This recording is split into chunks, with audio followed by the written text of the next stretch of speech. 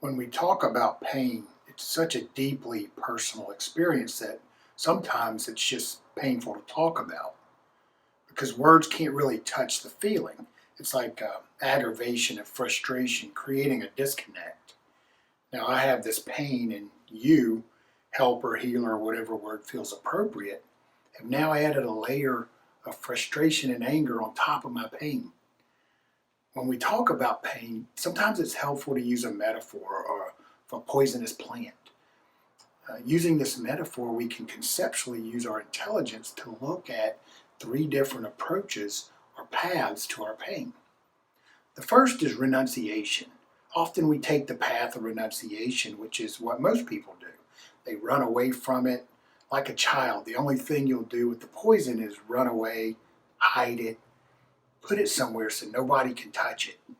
Basically, we suffer through our pain, silently, alone. The second is like that of a doctor or a scientist. We would transform that same plant, boil it, cook it, dry it, whatever, and mix it with something else. And then that substance, the poison itself, becomes medicine. Some of us prefer that way. We work with our body and with our energies, our awareness, and try to figure it out, to change the same raw emotions into a pure energy, into wisdom. And the last approach is what we call the peacock approach. The peacock basically eats it.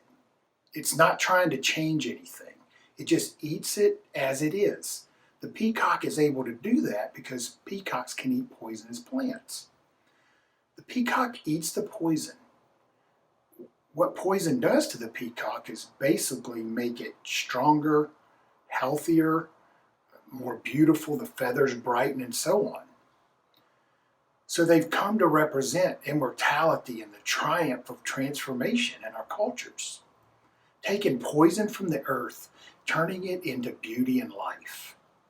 When we think about pain, not only physical pain, but psychological pain, conceptual pain, emotional pain, look at your life.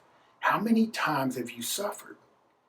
How many times has pain made you grow, helped you discover things, brought you understanding, made you more careful?